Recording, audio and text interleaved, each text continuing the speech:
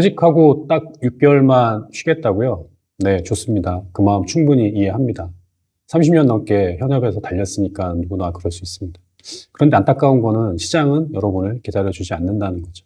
지금 이 순간 당신의 몸값은 조용히 반값 세일 딱지가 붙어 있습니다. 오늘 저는 그 딱지 떼는 법을 알려드리려고 합니다. 헤드헌터들 사이에 이런 말이 있습니다. 180일, 퇴직자에게 주어지는 골든타임이죠. 이 선을 넘으면 어떻게 될까요? 검증된 인재가 아니라 결함이 있는 재고로 분류된다고 합니다. 들으면 얼마나 억울할까요?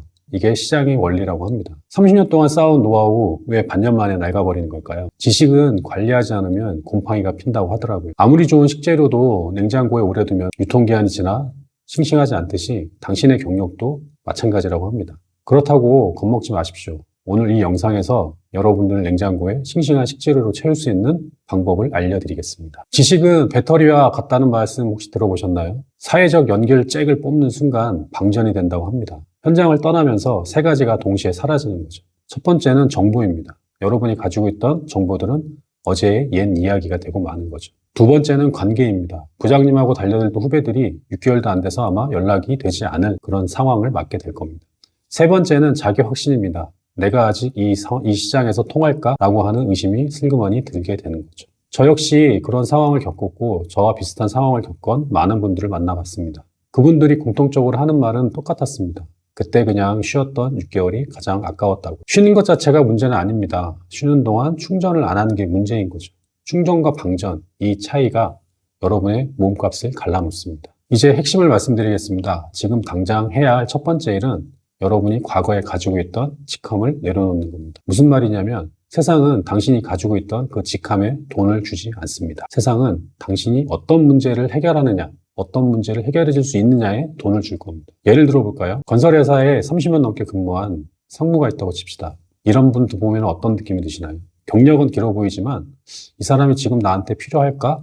라고 하는 의문이 들겠죠. 그런데 반대로 이 사람이 우리 회사 왔을 때 공사 현장에서의 사고를 90% 낮출 수 있는 전문가다. 또는 공사 원가를 50% 이상 낮출 수 있는 전문 실력을 갖고 있다. 라고 하면 어떤 생각이 드시나요? 같은 사람, 같은 경력이지만 그 포장을 어떻게 했느냐에 따라서 그 사람의 몸값이 달라집니다. 당신이 해결한 문제를 숫자로 말씀하세요. 그리고 당신이 만든 변화를 결과로 말씀하세요. 그게 진짜 당신의 브랜드입니다. 그 다음으로 해야 할 일은 뭘까요? 머릿속에 잠들어 있던 여러분의 노하우를 꺼내는 겁니다.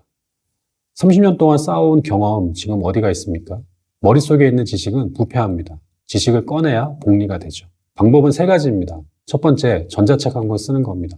많은 분량 필요 없습니다. 딱 3만 자 정도의 분량이면 충분합니다. 내가 30년 동안 배운 것, 그 중에서 가장 핵심이 되는 10가지만 정리해 보세요. 이게 시작이 됩니다. 두 번째는 강의입니다. 강의라고 해서 거창하게 생각하지 마세요. 여러분들이 할 수 있는 내용을 정리해서 유튜브 10개 정도 찍어 보시거나 아니면 가까운 도서관에 특강을 나가는 겁니다. 세 번째는 멘토링입니다. 나보다 10년 정도 어린 후배 찾아가서 월 2회 정도 조언을 해주는 겁니다. 그게 관계도 살리고 여러분의 정보를 싱싱하게 유지시켜주는 비결입니다.